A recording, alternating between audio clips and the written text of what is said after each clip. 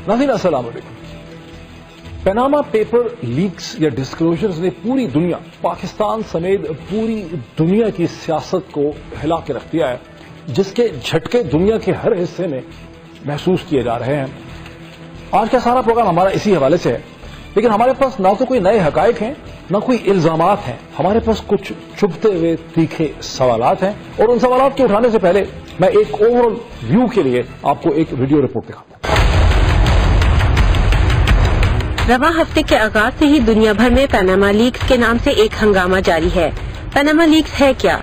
Panama leaks दरअसल एक law firm mosaic Fonseca से हासिल की गई दस्तावेजात हैं, जो कि दुनिया भर के तहकीकाती सहाफियों पर मुश्तमिल बैनुल-अक़वामी इदारे the international consortium of investigative journalist ने हासिल की, और गुज़िश्ता एक बरस से 78 ममालिक के 107 मीडिया के इदारों ने छानबीन की कि कैसे इस लॉ फर्म ने अपने क्लाइंट्स की मनी लॉन्ड्रिंग, टैक्स से छूट और पाबंदियों से बचाव में मदद की। पनामा लीक्स में 50 ममालिक के 140 सियासतदानों और उनके अजीजों अकारब और सैकड़ों कारोबारी शख्सियात का नाम शामिल है। इनमें अर्जेंटीना के सदर, आइसलैंड के वजीर-ए-आज़म, सऊदी फरमारवा, मुत्तहदा अरब अमारात के सदर और यूक्रेन के सदर के नाम बराह रास्त शामिल हैं, जबकि रूसी सदर व्लादिमीर पुतिन, चीनी सदर शी जिनपिंग, बरतानवी वजीर-ए-आज़म डेविड कैमरॉन, शाम के सदर बशर अल असद समेत दीगर आलमी रहनुमाओं के करीबी अजीज और रुफका के नाम भी शामिल हैं। आइसलैंड में अपने गुस्से का इजहार करते हुए 10,000 से ज्यादा लोगों के हजूम ने पार्लियामेंट का घेराव किया और बिलाखिर वजीर-ए-आज़म को इस्तीफा देने पर मजबूर कर दिया। 500 भारतीय शख्सियत का नाम पनामा लीक्स में आने के बाद मुल्क में इस मामले पर साबिक सुप्रीम कोर्ट जज की सरबराही में स्पेशल तहकीकाती टीम बनाकर तहकीकात का आगाज किया जा चुका है।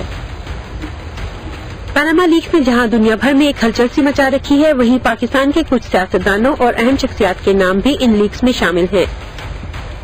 वज़ीर-ए-आज़म नवाज शरीफ के बेटों और बेटी का नाम भी इसमें शामिल है, जिस पर उनको सबसे ज्यादा तनकीद का निशाना बनाया जा रहा है। नवाज शरीफ को जवाब देना चाहिए कि इनके बच्चों के पास ये पैसा किधर से आया? क्या उस पैसे के ऊपर आपने टैक्स दिया? किसी ने खास शरीफ खानदान के खिलाफ साजिश नहीं की, सारी दुनिया में तहलका मच गया। पनामा लीक्स ने इंकशाफ किया कि वज़ीर-ए-आज़म के बेटों हसन और हुसैन ने ऑफशोर कंपनियां बना की मिल्कियत में शामिल है। हुकूमती पार्टी पर शदीद दबाव के बायस वज़ीर-ए-आज़म नवाज शरीफ ने तहकीकात के लिए रिटायर्ड जज की सरबराही में जुडिशल कमीशन तश्कील देने का ऐलान कर डाला। मेरे पास इतना वक्त नहीं कि हर रोज इल्जामात की अलगार करने वालों को जवाब दूं। मैं इल्जामात की ताज़ा लहर के मुकासद खूब समझता हूँ। ताहम इस कमीशन के ऐलान के बाद इस बात पर तनकीद की जा रही है कि एक रिटायर्ड जज भला कैसे एक जुडिशल कमीशन की सरबराही कर सकता है। कौमी असम्बली में तहरीक इंसाफ के सरबराह इमरान खान ने मुतालबा किया कि चीफ जस्टिस की सरबराही में अदालती कमीशन तश्कील दिया जाए, जो पनामा लीक्स की तहकीकात करे। उन्होंने खुद को भी एहतसाब के लिए पेश किया और बाइख्तियार कमीशन न बनने की सूरत में धरना देने का भी इंदिया दे दिया। मैं आज फिर कहने लगा हूं कि अगर ये कमीशन एक एम्पावर्ड कमीशन ना बनाई गई, हमारे पास सड़कों पर आने के अलावा कोई और दूसरा रास्ता नहीं होगा। अपोजिशन जमातों ने इस मामले में वज़ीर-ए-आज़म से ओहदे से इस्तीफा देने का भी मुतालबा कर डाला। इन इल्जामात के बाद सियासी पार्टियों और मीडिया की तरफ से सवालात उठाए जा रहे हैं कि वज़ीर-ए-आज़म के खानदान ने पैसा बाहर कैसे मुंतकिल किया, इस पर कितना टैक्स दिया और कौन से चैनल के जरिए रकम बाहर मुंतकिल की गई।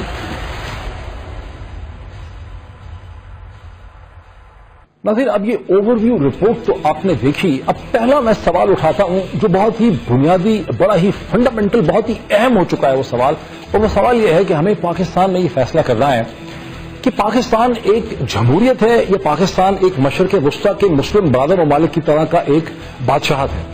अगर तो ये बादशाहत है तो फिर तो हम बादशाह की रियाया हैं, सब्जेक्ट्स हैं, फिर तो सवाल पूछने का हक, अधिकार या राइट हमारा है ही नहीं है। फिर तो हमें मारा जा सकता है, हमें सारी उम्र के लिए जेल में डाला जा सकता है, या मुकदमात में फंसा के स्कैंडलाइज किया जा सकता है, हरास किया जा सकता है। लेकिन खुशकिस्मती से अभी तक इस सवाल का जमहूरियत या बादशाहत का मुकम्मल तौर पे फैसला हो नहीं सका, इसलिए कि हम अपनी इंस्पिरेशन लेते हैं इंग्लैंड की, बरतानिया की वेस्टमिंस्टर पार्लियामेंट्री डेमोक्रेसी से, जहां की डिबेट भी हम देख रहे हैं, और हम इंस्पिरेशन लेते हैं, जब हम गर्दन मोड़ते हैं, इंस्पिरेशन लेते हैं हिंदुस्तान से, जहां के वजीर-ए-आज़म नरेंद्र मोदी हमें अच्छे लगे या ना लगे, लेकिन वो बिजनेसमैन नहीं है, उनका इस किस्म के इल्जामात जो हैं वो उनके ऊपर नहीं लगते। ये जो सवाल है जमहूरियत या बादशाहत का, ये सबके लिए इंपॉर्टेंट है। पाकिस्तान के सियासी ढांचे के लिए, सियासी जमातों के लिए, जुडिशरी के लिए, एस्टैब्लिशमेंट के लिए, पाकिस्तान के इंटरनेशनल स्टेक होल्डर और डोनर्स के लिए। लेकिन सबसे ज्यादा ये सवाल आज इम्पोर्टेंट है मोहतरम जनाब नवाज शरीफ साहब के लिए और उनकी जमात PMLN की। अब आ जाते हैं दूसरे नुक्ते की तरफ कि जिम्मेदारी किसकी बनती है। जो पनामा लीक्स का डिस्क्लोजर है उसमें 200 पाकिस्तानियों के नाम हैं, लेकिन उसमें ताजिर भी हैं, उसमें बिजनेसमैन भी हैं, उसमें बैंकर भी हैं, उसमें इन्वेस्टर भी हैं और उसमें मीडिया टाइकून भी हैं। लेकिन ये बड़ा समझना जरूरी है कि बिजनेसमैन, मीडिया टाइकून और ताजिर जो हैं उनकी वो जिम्मेदारी नहीं बनती है। कानून में, कन्वेंशन में, रवायत में उनके लिए बड़ी सिंपैथी और लचक पाई जाती है। बिजनेसमैन का काम है कि वो पैसा बनाएगा, उसने प्रॉफिट सीक करना है और उसने टैक्स अवॉइडेंस की कोशिश करनी है। जहां उसे लूप होल मिलेगा वो टैक्स बचाने की कोशिश करेगा। जो जिम्मेदारी बनती है वो उन लोगों की बनती है, उन सियासतदानों की बनती है जो कौमी लीडरशिप क्लेम करने की कोशिश करते हैं। क्यों बनती है उनकी जिम्मेदारी? उनकी जिम्मेदारी इसलिए बनती है कि अरबों और खरबों रुपए के तरक्याती मंसूबे, टैक्स की पॉलिसीज, फाइनेंशियल पॉलिसीज, बैरूनी मुल्क के साथ ताल्लुकात, फॉरेन डायरेक्ट इन्वेस्टमेंट, सड़कें बनाना, ओवरहेड बनाना, ब्रिजेस बनाना, मोटरवे बनाना, सिग्नल फ्री कॉरिडोर बनाना, ट्रेनों के मंसूबे बनाना, और ये सब जो है ये सब के सब उनके हाथों से गुजरते हैं। और यहां पर वो कॉन्फ्लिक्ट ऑफ इंटरेस्ट है। जहां पर जब आप बिजनेस करते हैं तो ये सवाल पैदा होता है कि आपका जो पैसा, जो सरमाया आपने कमाया है, वो सरमाया आपने अपने सियासी असर रसूख को इस्तेमाल करके कमाया है या उसके बगैर आपने कमाया है। इसी सारी जिम्मेदारी आपकी बनती है।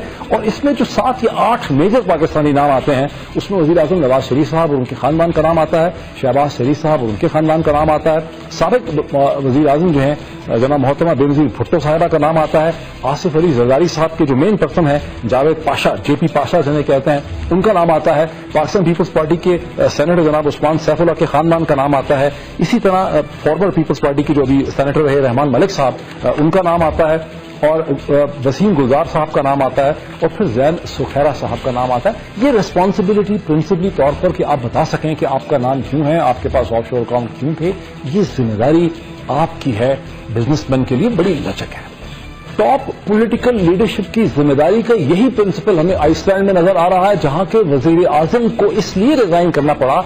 गार्डियन अखबार जिसने इस रिसर्च को लीड किया है, बरतानिया के अखबार ने, वो कैटेगोरिकली कहता है कि आइसलैंड के वजीर आजम ने ना तो कोई टैक्स बचाया, एक धेले रुपए का नहीं, ना उनकी कोई इलीगल इनकम थी, ना उन्होंने कोई उससे बारी तौर पर फायदा उठाया, लेकिन एक कॉन्फ्लिक्ट ऑफ इंटरेस्ट उनका था क्योंकि उनकी बीवी के ऑफशोर अकाउंट था जिसे उन्होंने फुल टाइमली तरीके से डिस्क्लोज नहीं किया, और उनकी अपनी पार्टी ने दबाव देना शुरू किया कि उनको जाना चाहिए। यही सूरत हाल बरतानिया के वजीर आजम डेविड कैमरॉन की है, जिन्होंने 19,000 पाउंड का जो डिविडेंड लिया उस पर इनकम टैक्स दिया 2010 में, लेकिन और किसी किस्म का कोई फायदा उन्होंने नहीं उठाया। उनके बाप के वो इन्वेस्टमेंट थी वालिद साहब की, लेकिन उन्होंने भी फुल एंड टाइमली डिस्क्लोजर नहीं किया, जिसकी वजह से उनका सियासी क्राइसिस जो है वो बढ़ता चला जा रहा है। लेकिन आप वजीर आजम नवाज शरीफ साहब की तरफ देखते हैं तो सूरत हाल बहुत ही ज्यादा गंभीर है। मोहतरम नवाज शरीफ साहब 1981 में पंजाब पाकिस्तान के सबसे बड़े सूबे के फाइनेंस मिनिस्टर बने, 1985 में पहली दफा पंजाब के चीफ मिनिस्टर बने, 1988 में दूसरी दफा पंजाब के चीफ मिनिस्टर बने,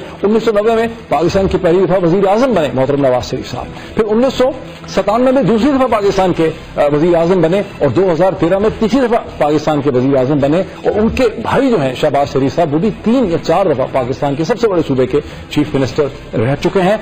अरबों रुपए के, खरबों रुपए के तरक्याती मंसूबे, tax policies, finance policies, building, foreign direct investment, हर किस्म की चीज के साथ उन्होंने लीडरशिप की पोजीशन में डील किया है। और ये जो पहली दफा ऑफशोर अकाउंट्स का अब पता चल रहा है कि 1993-94 में बड़ा इंपॉर्टेंट टाइम पीरियड, वजीर आजम नवाज शरीफ पहली दफा वजीर आजम बनते हैं, चीफ मिनिस्टर रह चुके हैं 2 दफा, उस वक्त ये ऑफशोर अकाउंट बनाए जाते हैं। और जिन बच्चों का नाम लिया जा रहा है उन बच्चों की तो उम्रें उस वक्त 20, 21, 22 बरस से ज्यादा नहीं है, तो जाहिर है कि उनकी अपनी कोई कमाई नहीं है। और जिन चीजों को कहा जा रहा है कि ये बाद में हमारे अकाउंट्स बने हैं, वो बात भी जो है हकायक के बिल्कुल मुनाफी है, मेरे हाथ में मनफी है।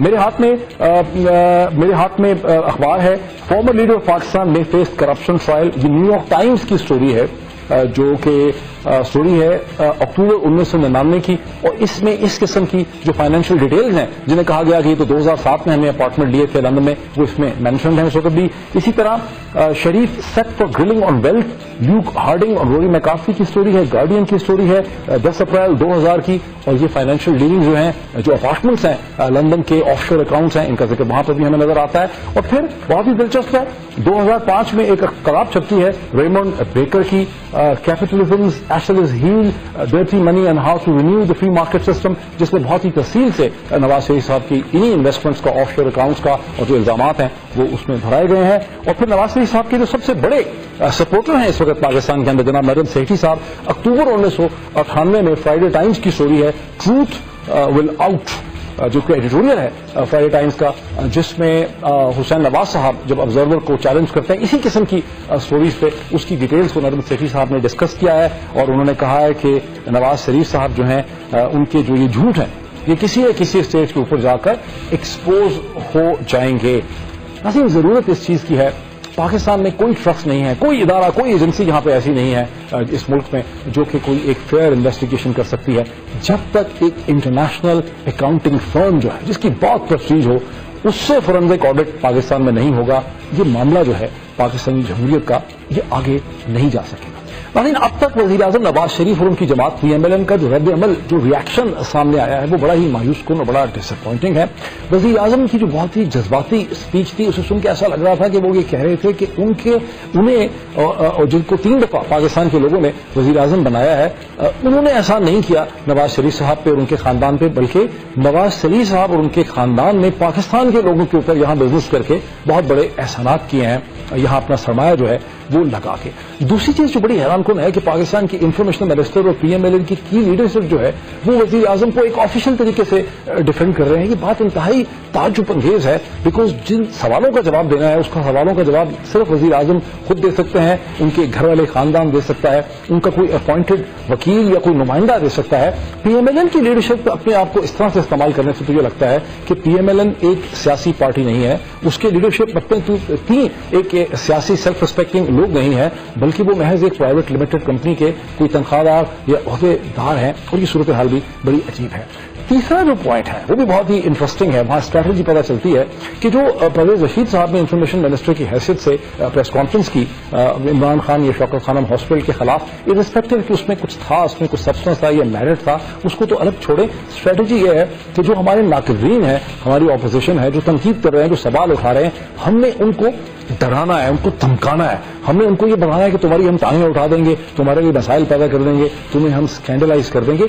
अपने ऊपर जो सवालात उठ रहे हैं और जिनका पाकिस्तान से ताल्लुक नहीं है, बैनुल अक़वामी सवालात हैं, उनका हमने जवाब नहीं देना है। जैसा कि मैंने शुरू में कहा था कि वो वक्त आ गया है जहां पाकिस्तान के सियासी निज़ाम को ये देखना है कि क्या इस सियासी निज़ाम के अंदर जो है कैपेसिटी है डेमोक्रेसी को चलाने की, या ये जमहूरियत ही के बजाय ये एक बादशाहत में अपने आप को ये निज़ाम जो है वो कन्वर्ट कर लेगा। ये बहुत बुनियादी सवाल है, वक्त इसका आ गया है कि इसका तयन हो। एक ब्रेक लेते हैं और ब्रेक के बाद इसी डिस्कशन को हम आगे बढ़ाते हैं।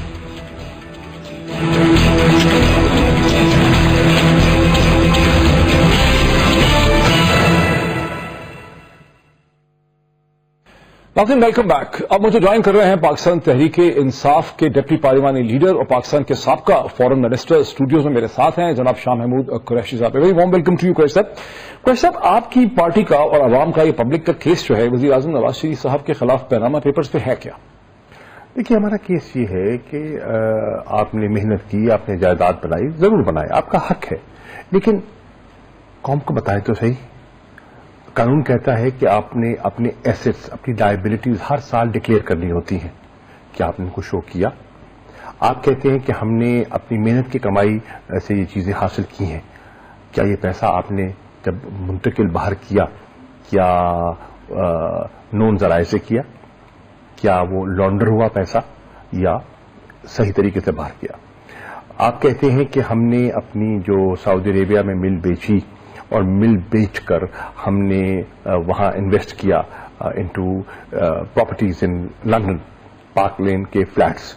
ठीक है, सवाल ये है कि मिल किस सन को बेची गई और फ्लैट्स की खरीदारी कब की थी?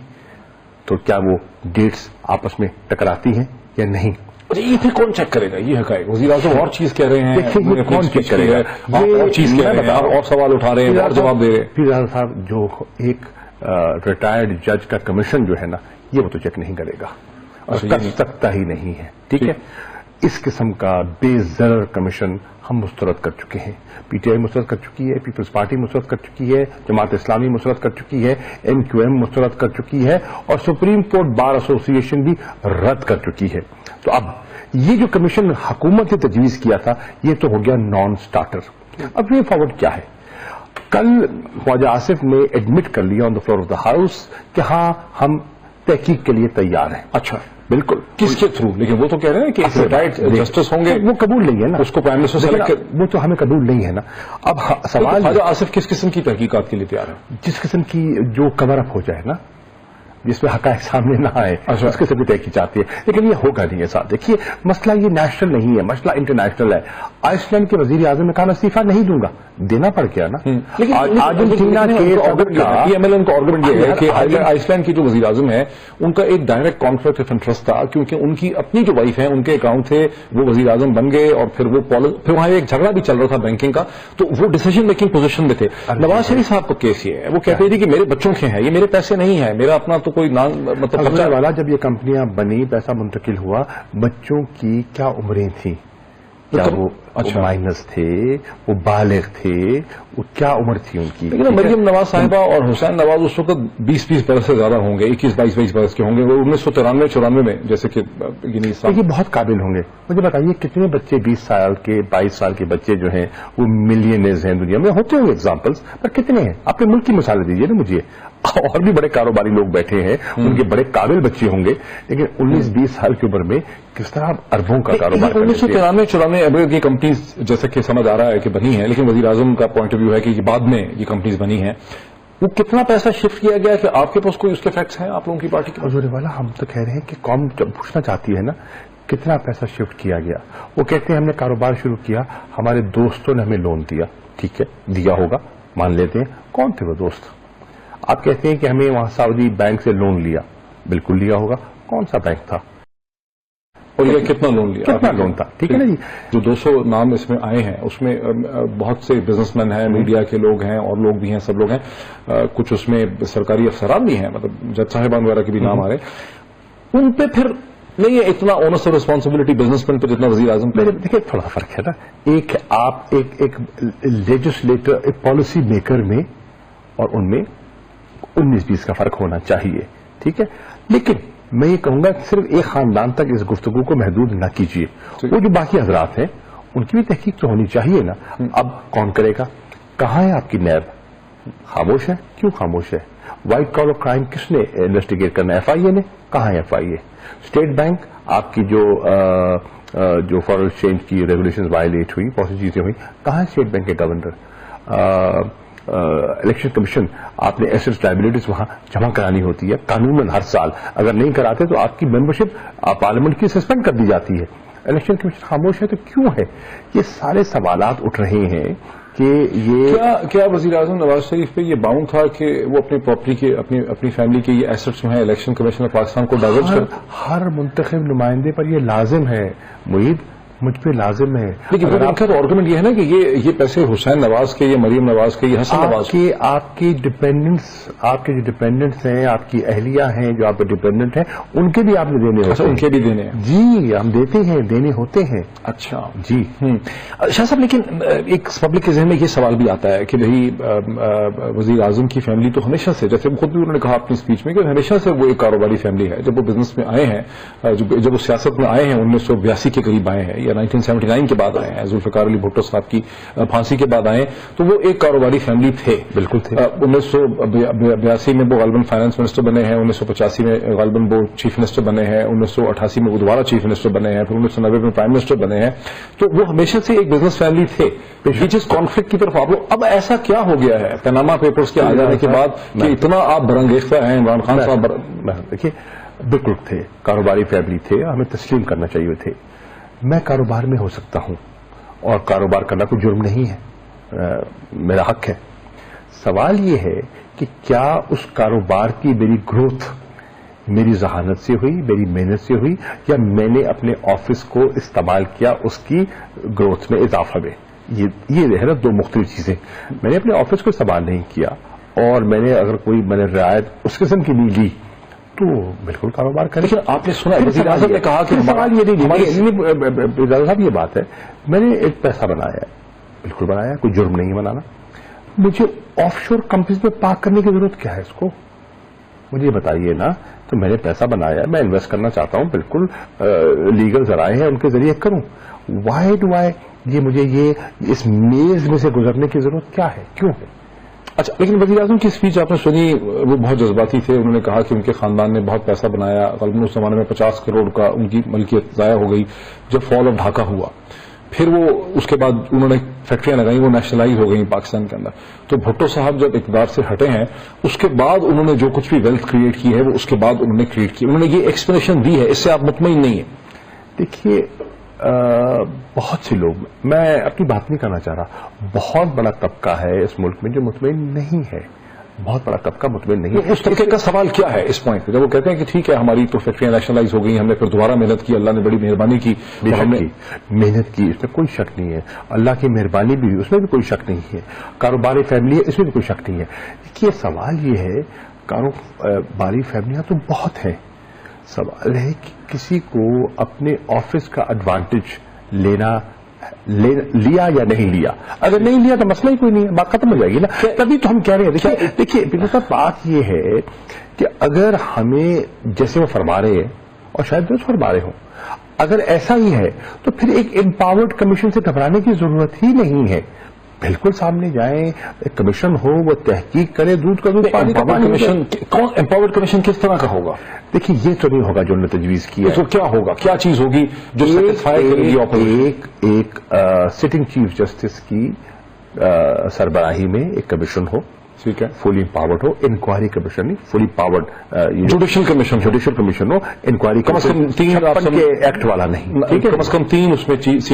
نمبر 2, اس کے ٹرمز آف ریفرنس کیا ہے, وہ حکومت نہیں ہمارے ساتھ مل کے بیٹھ کے بنا لیتا. آئیے مل کے بیٹھے, میں نے تجویز کیا ہے اپنی قومی اسمبلی کی چیز میں, آئیے آپ اور ہم مل بیٹھ کے TORs پہ اگری کر لیں. آئیے ہم ماضی کی ہماری جوڈیشل کمیشن کی تاریخ اتنی بھیانک ہے کہ آئیے ہم اگری کر لیں. یاد ہے میرے جوڈیشل کمیشن کے ٹرمز آف ریفرنس بھی آپ نے ہی بنوائے تھے, اور پھر آپ بڑے رنجیدہ پریشان آئے تھے. یہی کمرہ تھا, یہی اسٹوڈیو تھا, اس جوڈیشل کمیشن کا بھی کوئی نتیجہ نہیں نکلا تھا, اور اس وقت بھی آپ بڑے پریشان تھے. دیکھیے ہمارا کام ہے کوشش کرنا. وہ ٹرمز آف ریفرنس آپ کے ساتھ ہی بیٹھ کے بنائے تھے نا. ان ٹرمز آف ریفرنس پہ ہماری بڑی طویل بحث ہوئی تھی, ہم اس پر پوری طرح مطمئن نہیں تھے, لیکن راستہ یہ تھا کہ ہم سر آپ کیا گارنٹی ہے کہ آپ ایسے کوئی ٹرمز آف ریفرنس بنا سکیں گے نواز شریف صاحب کے ساتھ جس کا کوئی نتیجہ نکل سکتا ہے پبلک کے انٹرسٹ میں؟ راجا صاحب دیکھیے, ہم چاہ رہے ہیں کہ جس قسم کا لولا لنگڑا کمیشن وہ بنانا چاہتے ہیں ویسا تو نہ ہونا. یہ جو انٹرنیشنل کمپنی کی بات ہو ہم یہ کہہ رہے ہیں کہ یہی کہا ہے نا, کل عمران خان نے یہ کہا ہے کہ آپ چیف جسٹس کی سربراہی میں کمیشن بنائیں اور اس کو اسسٹ کرے ایک انٹرنیشنل ریپوٹیبل فرم جس کو فورینزک آڈٹ کا تجربہ ہو, ایکسپیرینس ہو. بہت سی برٹش یا امریکن یا یورپین بہت سا ان کا جو ایویڈنس ہے جو ملک سے باہر ہے, ٹھیک ہے نا, نمبر 1. نمبر 2, حکومتی جو ادارے ہیں نا اس کی کیفیت یہ ہے کہ کل اتنی اہم بحث تھی, آپ نے دیکھا PTV کا رول کیا تھا, کور نہیں کیا, کسی کو لیڈ دی آپ کو, کوئی آپ کو فوٹیج ملی, کیا ہوا؟ جرنلسٹ نے اپنے کیمروں سے تصویریں بنا کر اور فوٹیج بنا کر میڈیا کو سپلائی کی, جس کی آواز بھی کلیئر نہیں تھی, مبہم بھی تھی. لیکن کیا اس طرح سے آپ اس کا ثابت ہوتا ہے, آپ کہتے ہیں کہ گھبراہٹ, اور اس سے غالباً یہ بھی ثابت ہوتا ہے کہ اگر ان کو PTV پہ اتنا کنٹرول ہے جو اسٹیٹ براڈ کاسٹر ہے تو پھر FIA پہ کیوں نہیں ہوگا, تو FIA پہ کیوں نہیں, تو FBR پہ. اچھا, اب اس میں کوئی لوگوں کا یہ بھی ایک آرگومنٹ ہے کہ اس ملک میں تو کبھی کسی چیز کا نتیجہ نکلا ہی نہیں ہے, اس ملک میں کبھی الیکشن کمیشن آزاد رہا ہی نہیں ہے. کیا ہم ہاتھ پہ ہاتھ رکھ کے قبول کر لیں یا کوشش کریں کہ نہیں واقعتاً ہمیں ایک آزاد الیکشن کمیشن چاہیے. اس ملک میں شفاف الیکشن ہوئے لیکن ابھی کیا ہم تسلیم کر لیں؟ پیپلز پارٹی جو ہے زرداری صاحب کے اوپر اپنے طرح طرح کے بہت ہی کلرفل الزامات ہمیشہ سے ہیں, ٹھیک ہے, اب پیپلز پارٹی ابھی آپ کے ساتھ کھڑی ہے, ان کی کوئی ڈیل ہو جائے گی, وہ ان کو آپ سے الگ کر لیں گے, دیکھیے بھیا ANP الگ ہو جائے گی, باقی سب الگ ہو جائیں گے, آپ اکیلے رہ جائیں گے پہلے کی طرح. ہو سکتا ہے, لیکن سوال یہ ہے ہم کسی کی خوشنودی کے لیے کر رہے ہیں یا ہم اپنا فرض سمجھ کے کراچی پہ ڈیل ہو جائے گی, ڈاکٹر عاصم حسین صاحب کے کیس میں کوئی لچک ہو جائے گی, سب عین ممکن ہے. نیب کے کیسز میں پہلی بات یہ ہے کہ مجھے بے جان پر شک نہیں کرنا چاہیے. فرض کیجئے میں آپ کی بات آگے بڑھاتا ہوں, میں پبلک کا ایک سینٹیمنٹ کی بات میں بتاتا ہوں. چلے ہو جائے گی ڈیل, اگر ہو جائے گی ڈیل تو پیپلز پارٹی اپنے پاؤں پر کلہاڑی مارے گی.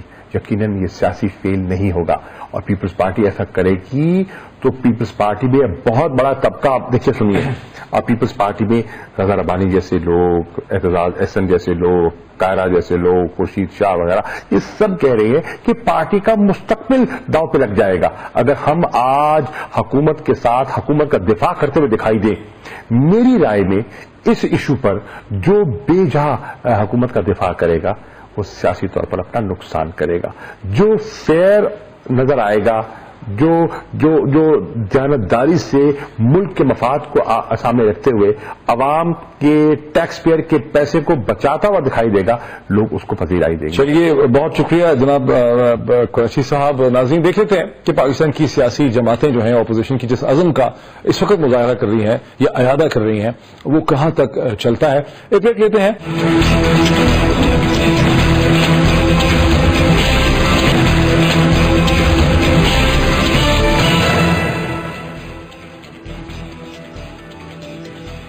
ناظرین ویلکم بیک. چونکہ پیناما پیپرز کا کرائسس بنیادی طور پر ایک بین الاقوامی کرائسس ہے, یہ کوئی پاکستانی کرائسس نہیں ہے, اس لیے اس پہ بات کرنے کے لیے برطانیہ کے پارلیمنٹ کے لارڈ نذیر احمد مجھے اب جوائن کر رہے ہیں. لارڈ صاحب السلام علیکم, وارم ویلکم. وعلیکم السلام ڈاکٹر صاحب, تھینک یو ویری مچ. اتنا بڑا واویلا مچ گیا ہے کہ آئس لینڈ کے پرائم منسٹر جو ہے ان کو ریزائن کرنا پڑ گیا ہے, اور آپ کے ملک میں برطانیہ کے پرائم منسٹر جو اتنے مضبوط لگ رہے تھے ڈیوڈ کیمرون, ان کو بار بار اپنی ایکسپلینیشن دینی پڑ رہی ہے. ابھی بھی وہ کرائسس سے باہر نہیں ہے, مشکل میں لگتے ہیں. اس کی بنیادی وجہ کیا ہے؟ How serious is this for David Cameroon? میں ایگزامپل دیتا ہوں, جس طرح آپ نے ڈیوڈ کیمرون صاحب کا کہا, تو آج جو بحث چل رہی ہے کہ 5 دن ہو گئے ہیں جب پیناما پیپرز جو ہیں وہ آؤٹ ہوئے.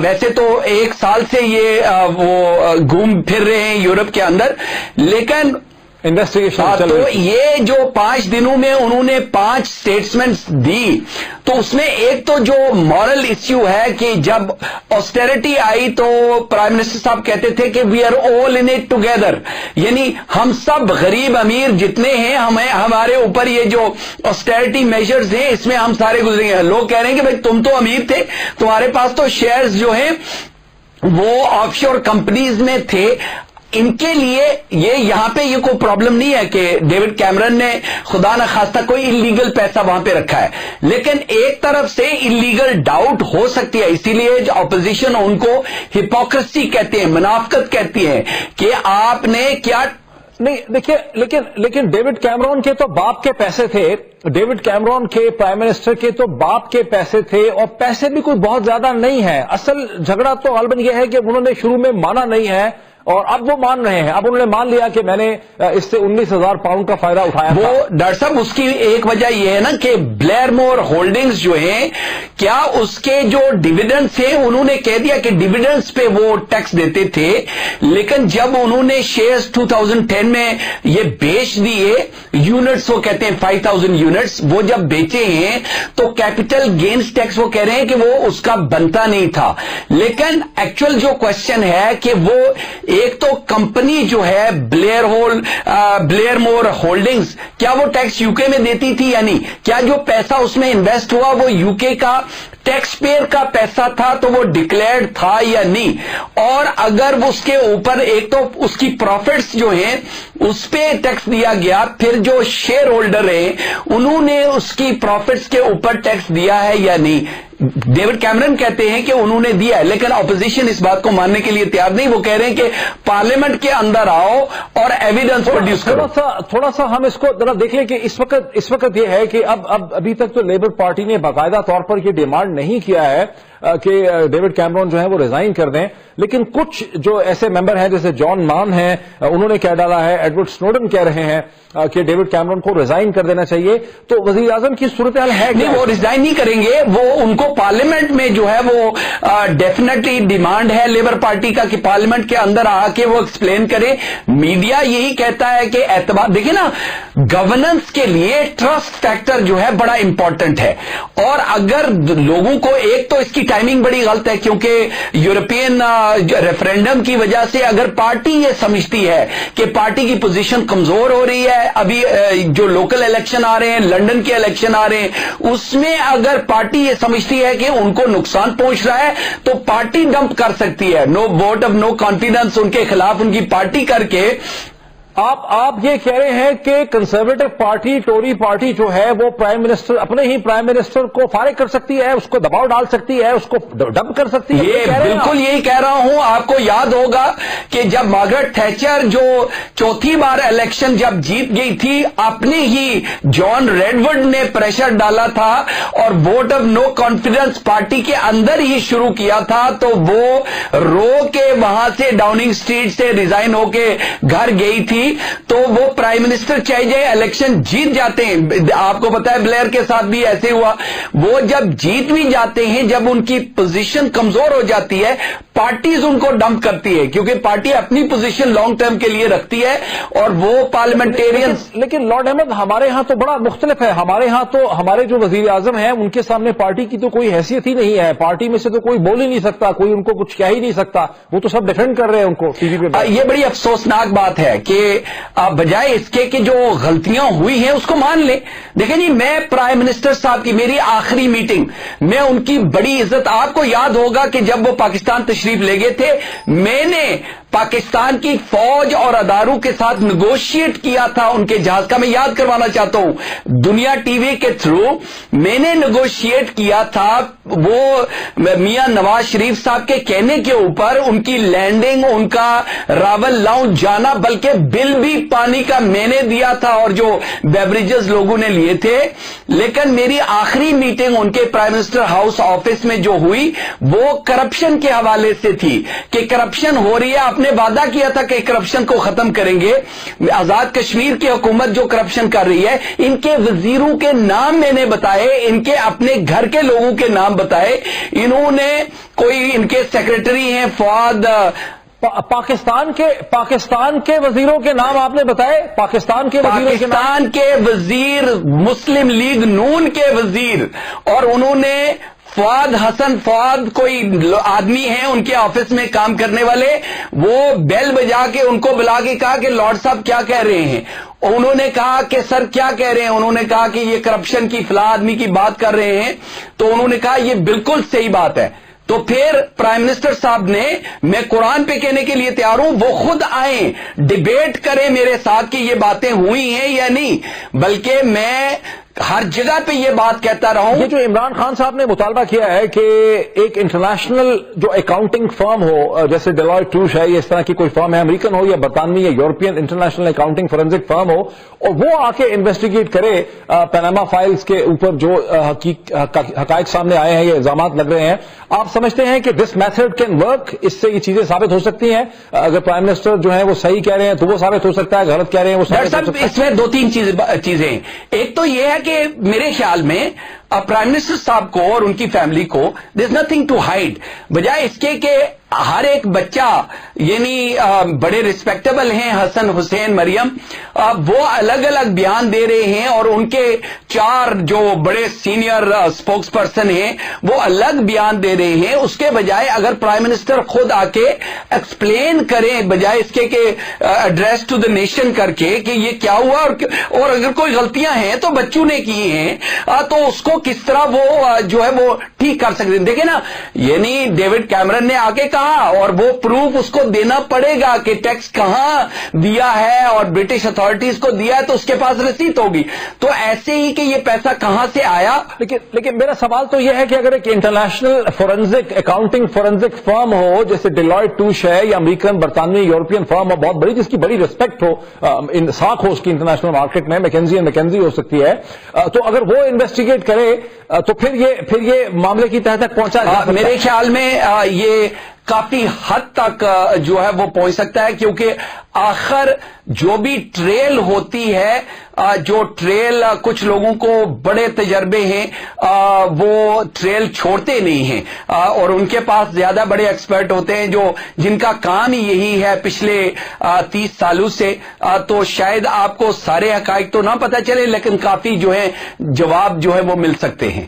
بہت شکریہ لارڈ احمد, ہمیں برطانیہ سے لندن سے جوائن کر رہے تھے, ایک انٹرنیشنل پرسپیکٹو بھی دے رہے تھے. وہاں کے پرائم منسٹر جو ہیں ڈیوڈ کیمرون وہ ابھی تک کرائسس میں ہیں, حالانکہ جو بھی دولت کمائی تھی وہ ان کے والد صاحب نے کمائی تھی جن کی ڈیتھ ہو چکی ہے, اور جو اماؤنٹ ہے 19,000 پاؤنڈ کا جو ڈویڈنڈ انہوں نے اس پہ ریسیو کیا 2010 میں وہ بہت ہی چھوٹی رقم ہے, مگر باوجود اس کے حقائق چھپانے کے الزام میں برطانیہ کے پرائم منسٹر ڈیوڈ کیمرون جو ہیں وہ بدستور ایک کرائسس کا شکار ہیں. ان سے یہ ڈیمانڈ کیا جا رہا ہے کہ وہ پارلیمنٹ میں آئیں اور اپنا پورا جو ہے معاملہ اس کو ایکسپلین کریں, تمام حقائق کو ایکسپلین کریں.